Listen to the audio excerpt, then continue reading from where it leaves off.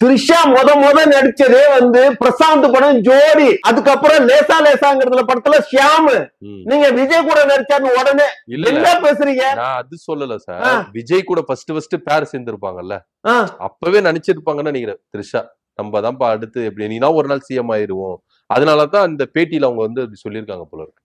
ஏங்க ஒரு விஷயம் நல்லா தெரிஞ்சுங்க, அவங்க எங்க அண்ணி வந்து சிஎம்ங்கிற டார்கெட் வந்து விஜய வச்சுதான் கிடையாது. அந்த இடத்துல அஜித் வந்தாலும் எங்க அண்ணி ரெடி ஆயிடுவாங்க. தாவிட்டே இருப்பாங்களா? தாவிட்டே இருப்பாங்களா? ஏங்க ஐயோ ஒரு விஷயம் நல்லா தெரிஞ்சுக்கங்க, உங்களுக்கு எப்படி சொல்றதுன்னு தெரியல. இப்ப எம்ஜிஆர் இருக்காரு அப்படின்னா எம்ஜிஆரை மட்டுமே ஃபாலோ பண்ணி ஜெயலலிதா வரதுக்கு காரணம் கிடையாது, புரியுதுங்களா? அவங்க ரஜினி அந்த நேரத்துல சிஎம்க்கு ரெடியா இருந்தாருன்னா அவரே வந்திருப்பாரு. புரியுதுங்களா? முதல்ல நல்லா புரிஞ்சுக்குங்க. புரியுது. அந்த நேரத்துல எத்தனை பேர் போட்டி போட்டு இருந்தாங்க தெரியுமா சிஎம் ஆவறதுக்கா? அப்புறம் சரி, ஓகே. புரியல நீங்க கேக்குறது என்ன? வண்ணாந்துறையில துணி துவைக்கிறதுக்கு ஆள் தேடிட்டு இருக்கிறவங்க கட்டி சொல்றீங்களா? இல்ல எனக்கு தெரியல. நீங்க நல்லா அரசியல்லாம் நல்லா படிச்சிருக்கீங்க, உங்களுக்கு எக்ஸ்பீரியன்ஸ் எல்லாம் இருக்கு. உங்க தலைவர் மாதிரி உங்களுக்கும் நிறைய எக்ஸ்பீரியன்ஸ் இருக்கு, புரிதல் இருக்கு. அதனால எக்ஸ்பீரியன்ஸ் எல்லாம் தூக்கி குப்பையில போடுங்க.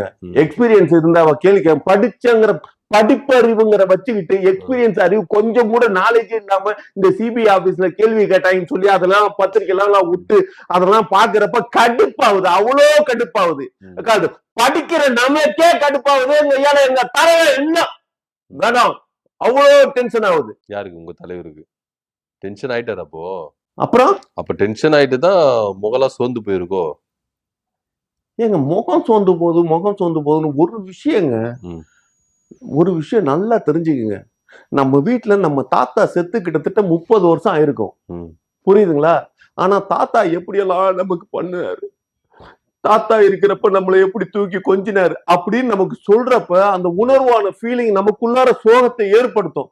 அவங்க உட்கார்ந்து சிபிஐ ஆபீசர் இருக்காங்கல்ல, இந்த 41 பேர் செத்ததே திருப்பி திருப்பி திருப்பி திருப்பி கேக்குறப்ப அழுக வருமா வராதா? வரதான். கரெக்ட் தான்.